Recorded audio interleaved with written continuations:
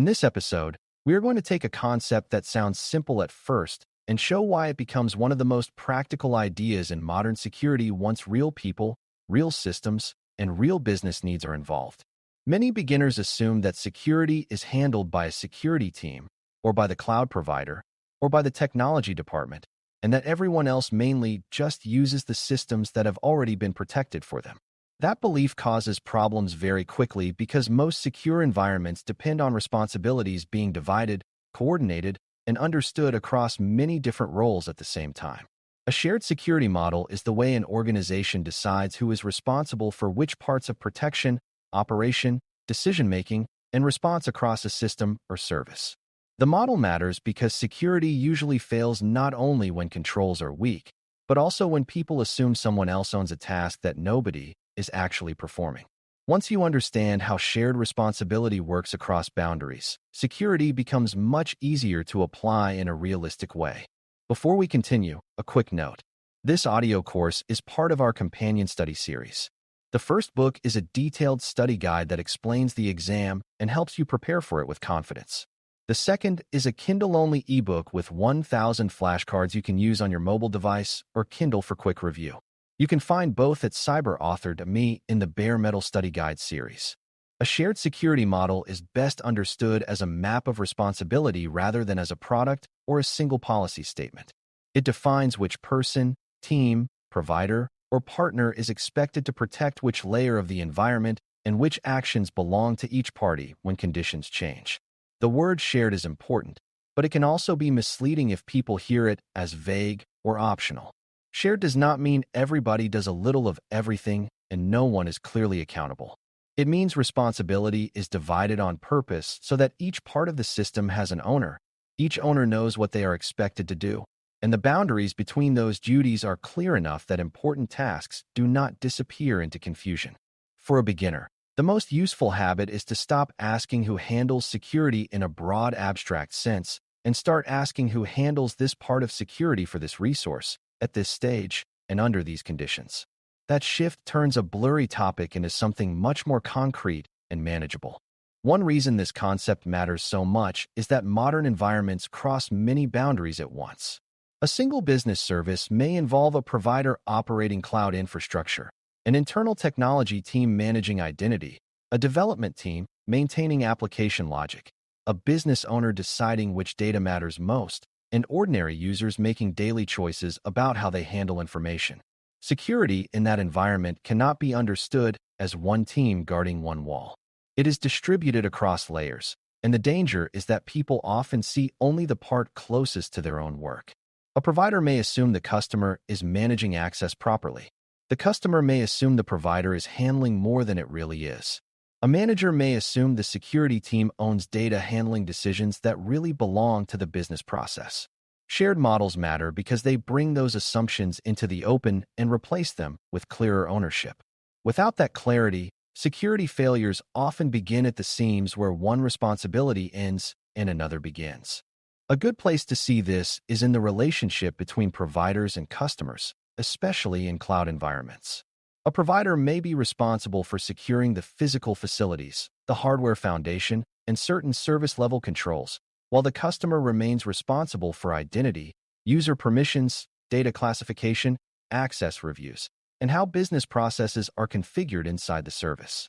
Beginners often make the mistake of thinking that paying for a cloud service means buying complete security, but what the customer is really buying is a service with certain built-in protections and certain defined boundaries of responsibility. The provider does not know which employee should have payroll access, which project folder contains especially sensitive information, or which contractor account should have been removed last month. Those are customer-side responsibilities. The security model is shared because both sides matter, but it is not shared equally in every area. Understanding the boundary means knowing exactly which protections the provider operates and which risks still depend on customer decisions after the service is turned on. The same idea applies inside an organization, where responsibilities are also divided across roles that do not always speak the same language or carry the same priorities.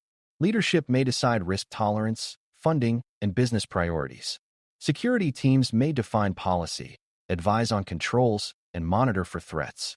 Information technology, IT, teams may manage identity, networks, endpoints, and operational stability. Developers may build or maintain the application logic that shapes how data is processed and exposed. Business owners may decide who should have access to certain workflows and what kinds of information are most sensitive to the organization. End users may not design the environment, but they still influence security heavily through daily choices about sharing, approval, handling, and reporting suspicious activity. A shared security model makes sense of all these roles by showing that security is not one job handed off to one department. It is a coordinated set of duties distributed across the people who shape the environment in different ways. This becomes especially important when thinking about the difference between accountability and participation. Many people contribute to security, but not all of them are accountable for the same decisions. A user may be expected to follow data handling rules, but that does not make the user accountable for designing the identity model or writing the access policy. A security team may identify a risk, but a business owner may still be accountable for approving the use of a system that stores critical information.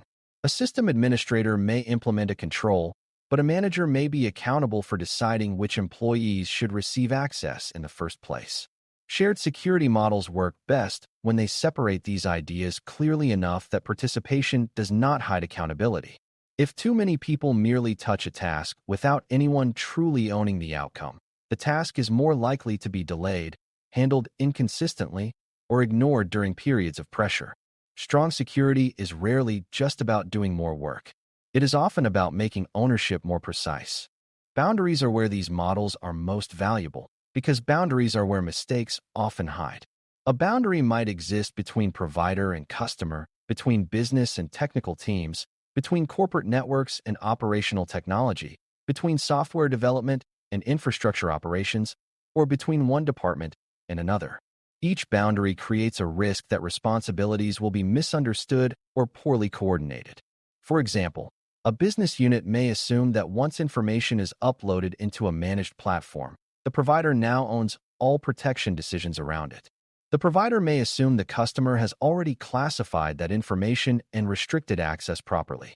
Meanwhile, the security team may assume the system owner understands who still needs access after a reorganization.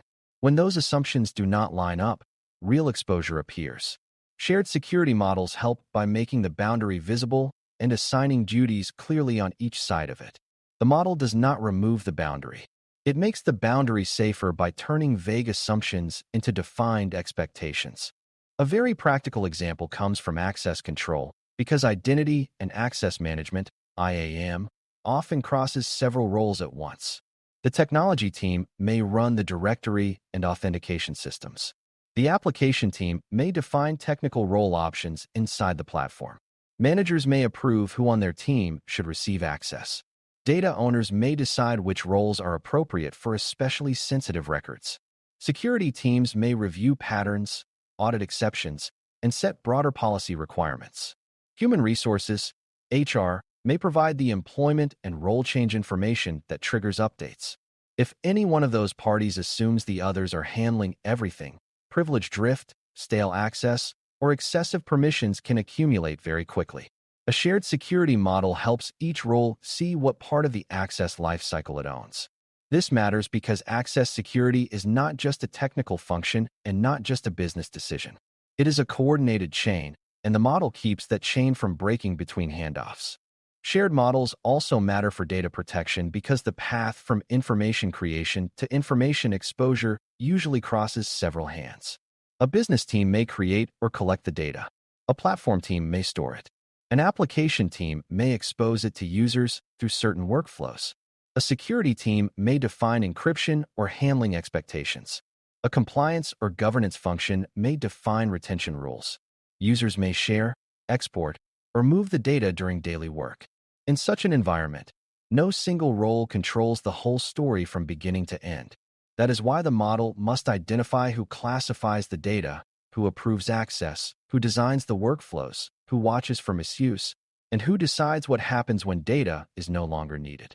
Beginners sometimes think data protection means putting files in a safe place, but the real challenge is that data keeps moving through business processes, applications, reports, messages, and integrations. A shared responsibility model makes that movement easier to govern because the people along the path know what part of the protection chain belongs to them. Incident response is another area where shared security models become very clear. During an incident, people often discover whether responsibilities were truly understood or merely assumed. A provider may need to restore service components, but the customer still has to decide how its own users, data, and internal processes are affected. A security team may investigate suspicious activity, but operations teams may need to contain systems. Managers may need to coordinate business decisions. Legal or communications teams may need to guide messaging, and system owners may need to explain what normal behavior should have looked like in the first place. If no shared model exists, incidents become slower and more confusing because each group spends time figuring out who owns which actions while the problem continues to develop. A strong model does not eliminate pressure, but it reduces hesitation by making roles more explicit before the event happens. In security, preparation is often about decision clarity as much as technical readiness, and incident response exposes that truth very quickly. Third parties and vendors add another layer of shared responsibility that beginners should learn early. Organizations often depend on outside support for software, hosting, consulting, remote maintenance, analytics, or operational services. Those relationships create shared responsibility, whether people talk about it clearly or not. A vendor may operate a tool, but the customer still decides which data enters that tool, which users receive access, and whether that use is appropriate for the business. A support provider may have remote access for legitimate reasons, but the customer still needs to control when that access exists, how it is reviewed, and when it should end. A managed service may handle daily technical tasks, but the organization still remains accountable for choosing the service wisely and governing how it is used. This is why vendor security is not only about asking whether the third party is trustworthy. It is also about defining the boundary between provider duties and customer duties so clearly that neither side can quietly assume the other is covering an important gap. A common misconception is that shared responsibility means diluted responsibility, as though dividing duties makes accountability weaker. In well-designed models, the opposite is true. Sharing responsibility should make accountability clearer because every layer and every boundary has an owner. Another misconception is that only highly technical roles belong in the model. In reality, managers, data owners, business leaders, and ordinary users often make decisions that shape exposure more directly than they realize. Some people also assume that the model matters only at setup time, but responsibilities must remain clear through onboarding, role changes, new integrations, data growth, incident handling, vendor changes, and system retirement. A final misconception is that if a security team exists, then shared responsibility is mostly an awareness slogan. It is much more than that. It is an operating model for how real protection gets carried out across a complex environment where no single team can see or control everything alone. The most practical way to apply shared security thinking is to ask a consistent set of questions every time a system, service, or process matters. Who owns the business need behind this resource? Who controls the technical environment? Who approves access? Who classifies the data? Who reviews the risks? Who monitors ongoing use? Who responds if something abnormal happens? Who decides when the service or access should end? These questions sound simple, but they force the organization to expose the seams that usually create confusion. They also help reveal whether a responsibility is truly assigned or merely assumed. If several groups say they help with a task, but no one can say they own the result, then the model is probably weak in that area. Shared security becomes much easier to apply when responsibility is treated as part of design rather than as something people will sort out later after the system is already in use.